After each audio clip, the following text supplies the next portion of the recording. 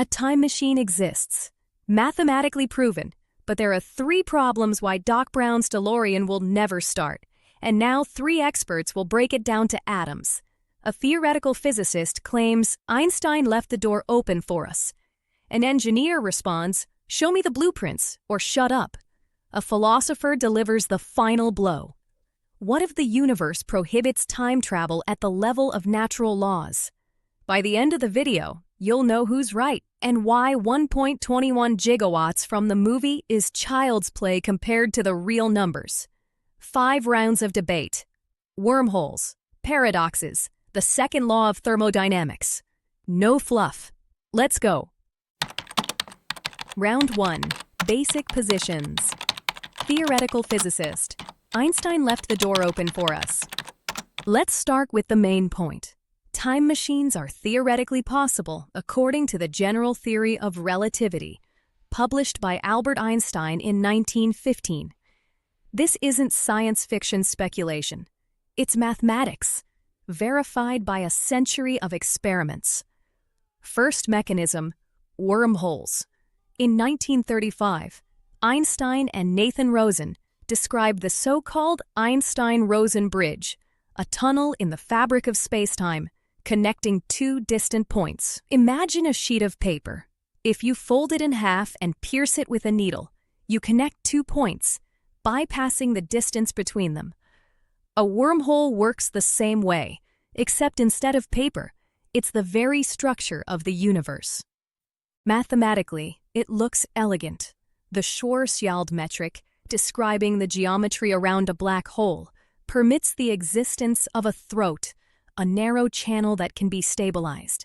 If one end of the wormhole is placed in a region with strong gravity, for example, near a black hole, and the other is left in flat space, a temporal gradient emerges between them. Jump into the wormhole, return to the past. Second mechanism, closed timelike curves, CTCs. In 1949, Kurt Gödel, Einstein's colleague, found a solution to the equations for a rotating universe. It turned out that in such a universe, trajectories are possible along which an object, moving forward in its own time, returns to its past point. It's like a loop on a Mobius strip. You walk on one side and end up on the other. Third fact, time dilation is already a reality. Every time you use GPS, you rely on relativistic corrections. Satellites in orbit move faster than we do on Earth and are in a weaker gravitational field. Because of this, their clocks run differently by several microseconds per day. Without accounting for this effect, GPS would show your location with an error of kilometers. Time is not a constant. It bends, stretches, slows down. But there's a catch, and it's enormous, exotic matter. For a wormhole not to collapse instantly under its own gravity, matter with negative energy density is needed. Yes, you understood correctly. Not ordinary matter that attracts, but something that repels space. The Casimir effect, when 2 metal plates in a vacuum attract due to quantum fluctuations, proves that negative energy exists. But its quantity is microscopic. To stabilize a wormhole the size of a DeLorean requires billions of times more. My conclusion. Theory says, yes, but with huge caveats. Practical engineer. Show me the blueprints. Look, I respect mathematics, but let's come down from the clouds to Earth. Theoretical possibility and practical implementation are like the difference between a pie formula and the actual pie. You have a recipe? Great! Now find an oven the size of the solar system. The energy problem. Ron Mallett, a physicist from the University of Connecticut, developed a concept for a time machine based on rotating laser beams. His calculations show to create a ring of curved space-time sufficient to send an elementary particle into the past by 1 second requires energy equivalent to the mass of an entire star. Not a nuclear power plant, not a fusion reactor, a star. like our sun. To generate the 1.21 gigawatts of electricity. 1.21 gigawatts! 1.21 gigawatts! Great Scott! Remember how Doc Brown in 1985 yelled, 1.21 gigawatts? 1.21 gigawatts? Great Scott! That seemed unthinkable to him. But modern estimates for a real time machine speak of 10 to the power of 45 joules, energy that the sun radiates over 1 billion years. Mr. Fusion from the second part, running on banana peels, looks like a mockery. The exotic matter problem, the Casimir effect, gives us negative energy in the volume between two plates separated by nanometers. How much is there? Approximately 10 to the power of -7 joules per cubic meter. For a wormhole 3 meters in diameter, to fit a DeLorean, you need to maintain negative energy on the order of 10 to the power of 30 joules. That's like trying to drain an ocean with a teaspoon. The cosmic strings problem. Another time travel hypothesis. Using cosmic strings. Hypothetical, one-dimensional space-time defects left over from the Big Bang. They're infinitely long, proton-thick, and weigh billions of tons per centimeter. To create a time loop, you need to accelerate two such strings to near-light speed and pass an object between them. But where will we find them? How will we capture them? How will we accelerate them? It's like proposing to use lightning to power a device. Technically possible, but try catching it. My verdict: physics is beautiful on paper, but engineering hits the wall of reality. Philosopher of science. What if the universe prohibits time machines? Suppose physicists find exotic matter. Suppose engineers build a generator powered by a star's energy.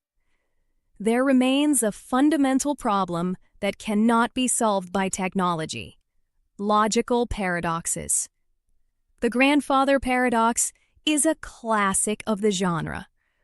Marty McFly in 1955 accidentally prevents his parents from meeting. His mother falls in love with him. He begins to disappear from the photograph. This isn't just a movie device. It's a serious philosophical problem of causality. If you go back in time and kill your grandfather before your father's birth, you won't be born. But if you weren't born, who killed grandfather? Logic collapses. Stephen Hawking proposed the chronology protection conjecture in 1992. His idea: the universe prohibits time machines at the quantum level. When you try to create a closed timelike curve, quantum vacuum fluctuations amplify to infinity at the moment of loop formation. It's like a built-in fuse. Nature physically destroys any attempt to break causality. There's also a thermodynamic problem.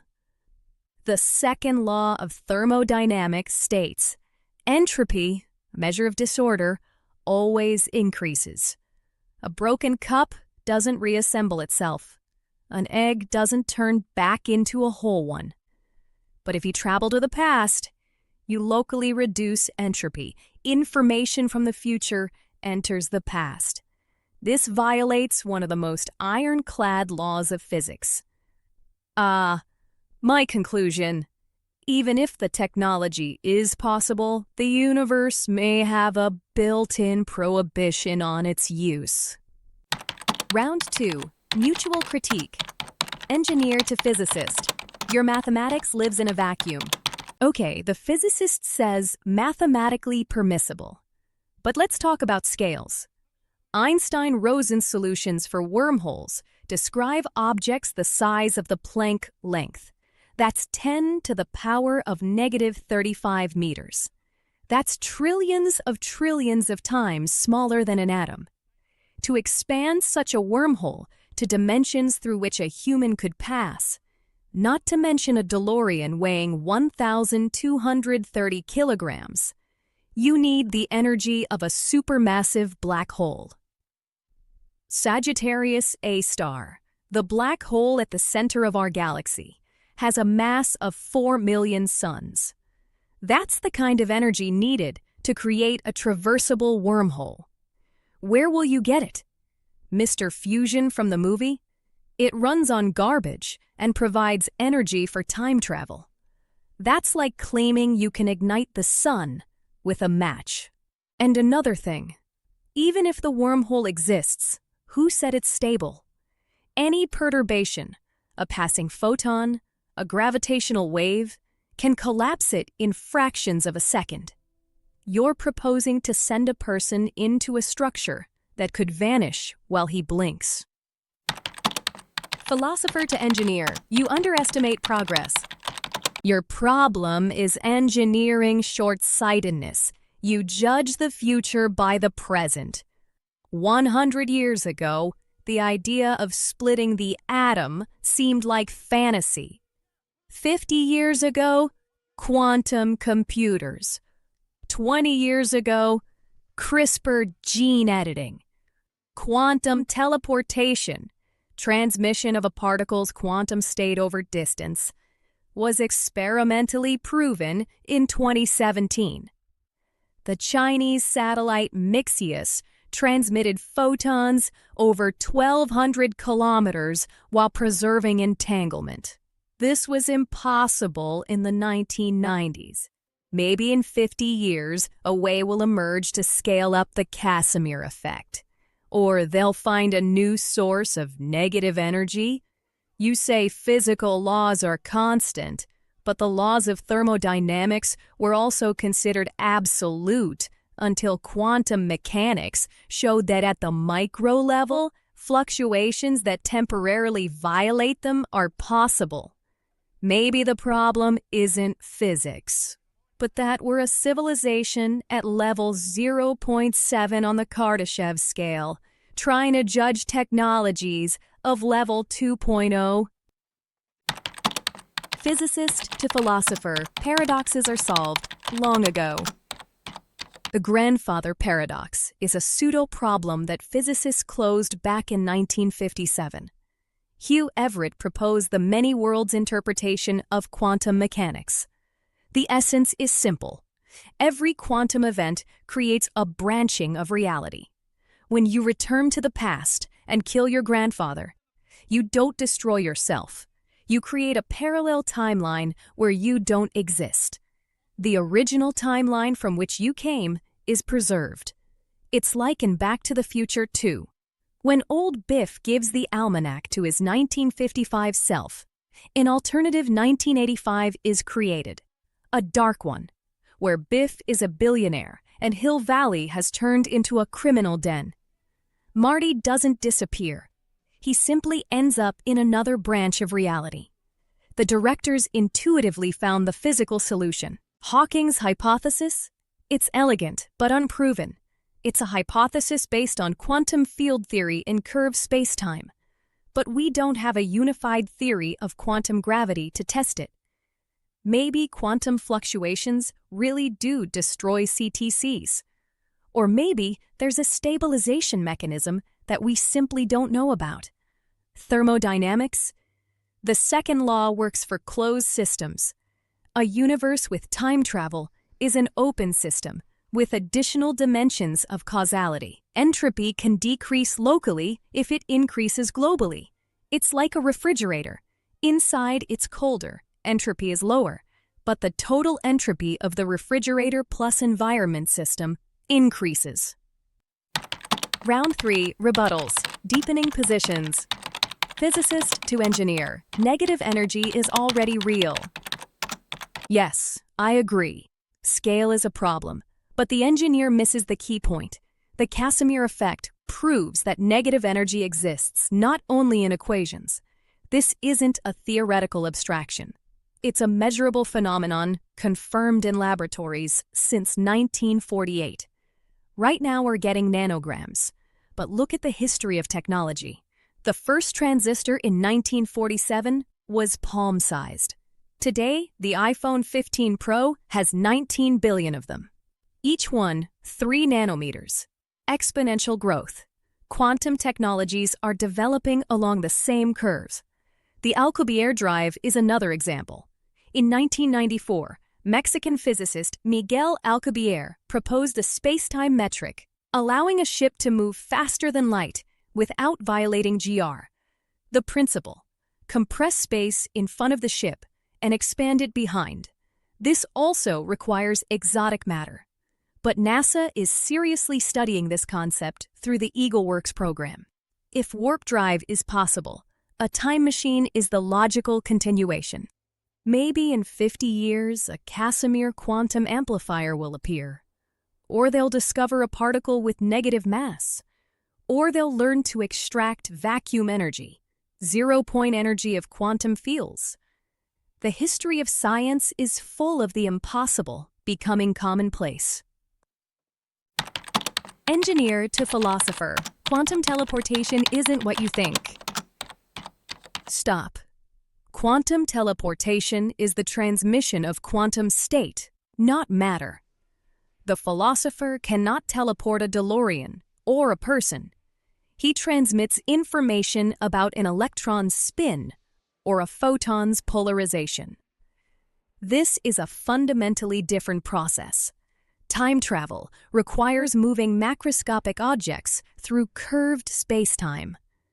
This means manipulation of gravitational fields, stabilization of wormholes. Protection from tidal forces, which will tear a body into atoms when approaching a black hole's event horizon. Quantum teleportation has nothing to do with this. Yes, technologies grow, but physical constants are immutable. Speed of light, 299,792,458 meters per second. Planck constant, 6.626 times 10 to the negative 34 joule seconds. Gravitational constant, 6.674 times 10 to the negative 11 cubic meters over kilogram second squared. You won't improve them with iPhone 50. Laws of nature aren't software that can be updated. Kardashev scale? We haven't even reached level 1 using all the planet's energy. Level 2 is a star's energy. 3 is a galaxy's. A time machine, by calculations, requires level 2 to 3 energy. This isn't in 50 years. This is millennia of evolution, if possible at all. Philosopher to physicist, the many worlds interpretation is a hypothesis, not a fact. The Everett many worlds interpretation is an elegant idea, but it's not experimentally proven. It's one of a dozen interpretations of quantum mechanics. The Copenhagen interpretation, wave function collapse upon measurement. The de Broglie-Bohm interpretation, hidden variables. Penrose's objective collapse. All of them explain quantum phenomena, but give different answers to the question about the nature of reality. If the Copenhagen interpretation is correct, the grandfather paradox isn't solved. Wave function collapse means reality is singular, and changing the past destroys the future. You're building a house on a foundation that might turn out to be sand. Moreover, even if the many worlds interpretation is correct, who said you can move between branches? Maybe each universe is isolated, and time travel simply sends you to a parallel world, not into the past of your timeline. Then you're not changing history, you're creating a new one. That's no longer a time machine in the classical sense. And about the refrigerator? the analogy limps. A refrigerator consumes energy from outside, increasing total entropy. But a time machine is a closed causal loop. Information circulates without a source. It's like a perpetual motion machine of causality. The second law of thermodynamics isn't just a physical law. It's the arrow of time. To violate it means to violate the very concept of before and after. Round 4. Adjustments and nuances. Physicist. Travel to the future is already reality. The future. I admit, exotic matter is a bottleneck. Maybe Hawking is right, and the universe prohibits time machines to the past. But I'll add a critically important nuance that everyone misses. Travel to the future doesn't require wormholes. Relativistic time dilation works right now. This isn't a hypothesis. It's an experimentally confirmed fact. The twin paradox. One twin flies on a ship at 99.9% the speed of light. The second stays on Earth. For the astronaut, a year passes. He returns. 100 years have passed on Earth. This is a one-way time machine, but it's absolutely real. Sergei Krikalev, a cosmonaut, spent 803 days on an orbital station. Due to the speed of movement and weaker gravity, he's younger by 0.02 seconds than he would have been on Earth. A microscopic effect, but the physics works. Accelerate a ship to 99.99% the speed of light. You'll return in a decade, and humanity will have stepped 1,000 years forward. The problem? You need an antimatter engine or a pulsed fusion reactor. Difficult, but within the bounds of known physics. No exotica. Engineer. The future. Yes. The past? No. A huge difference. Okay. Travel to the future through relativistic effects is technically feasible. Expensive. An antimatter engine requires enormous energies, but doesn't violate laws. I acknowledge that. But travel to the past is a different universe of complexity. Acceleration to near light speed is acceleration of mass. Wormholes are manipulation of the very structure of spacetime. The first requires energy. The second requires changing the geometry of the universe. I'll agree. If humanity ever creates a stable wormhole and finds a way to produce exotic matter in macroscopic quantities, it will be a revolution on the level of discovering fire. But on the planning horizon of 2025 to 2100, it's unlikely.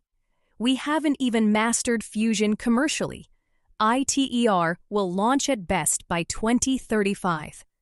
A time machine to the past is a project for a Kardashev 2-3 civilization. We're level 0.73. The difference is like between a campfire and the sun. Philosopher. Hawking might have been right. The universe protects itself. I'm revising my position. The many worlds interpretation is a possible solution to paradoxes, and I accept that, but I'll add, even if a time machine is theoretically possible, Hawking's chronology protection conjecture might be true. The essence, when you try to create a closed timelike curve, quantum vacuum fluctuations amplify to infinity. It's like feedback in a microphone. A positive feedback loop leading to system collapse. Nature physically destroys any attempt to create a CTC. This is elegant. The universe protects causality at the quantum level. Like a universal fuse. You can build a wormhole, but at the moment you try to use it for travel to the past, it will collapse. If this is so, a time machine to the past is fundamentally impossible. regardless of technologies. This isn't an engineering problem. It's a prohibition by the very structure of reality. Round 5. Consensus. After 5 rounds of debate, the 3 experts reach the following consensus. A time machine does not exist in physical form as of the end of 2025. This is a fact. The DeLorean with a flux capacitor is a metaphor, not a blueprint. But it is theoretically possible in 2 scenarios. Travel to the future, real. Mechanism, relativistic time dilation at near light speeds. Technology, antimatter engine or pulsed fusion reactor. Status, physics proven. Engineering difficult but achievable for a level 1 to 2 Kardashev civilization. Limitation, one-way machine, you can't return. Travel to the past, hypothetical. Mechanism A, wormholes, Einstein-Rosen bridges. Requirement, exotic matter with negative energy density. Problem, Casimir effect yields negligible quantities, scaling unknown. Energy, on the order of a supermassive black hole's mass. Mechanism B, closed timelike curves, CTCs. Requirement, space-time curvature through rotation/gravity. Problem, Hawking's chronology protection conjecture. Quantum fluctuations destroy CTCs. Mechanism C, cosmic strings at near light speeds. Requirement, detection and manipulation of strings. Not found experimentally. Fundamental barriers. Energy, requires a star's galaxy's energy to stabilize wormholes. Paradoxes, solvable through Everett's many worlds interpretation, but it's unproven. Thermodynamic, travel to the past violates the second law, entropy in Greece. Quantum, Hawking's hypothesis suggests a built-in prohibition on CTCs. Final verdict. Hey, Doc, you better back up. We don't have enough road to get up to 88. Roads? Where we're going, we don't need roads. A time machine is not Hollywood fiction, but an open question of physics. The DeLorean from Back to the Future, accelerating to 88 miles per hour amid crackling lightning, is a metaphor for humanity's aspiration to hack the most fundamental law, the irreversibility of time. Physics says, maybe, the equations allow it. Engineering responds, unlikely in our lifetime. The energy barrier is insurmountable. Philosophy concludes, even if we can, should we and will the universe permit it? The final answer will come with the theory of quantum gravity, the unification of GR and quantum mechanics, which physicists have been struggling with since the 1930s. Until it exists, the time machine remains on the boundary of the possible, not prohibited by laws, but not built by technologies. And perhaps there's wisdom in this. As Dot Brown says at the end of the 3rd film, your future hasn't been written yet. No one's has. Your future is whatever you make it. So make it a good one. A time machine isn't needed to change the future. It's created here and now, with every decision, with every action. And that, perhaps, is a far more powerful technology than any flux capacitor. The debate is concluded. Verdict, the question remains open. Time will tell, literally.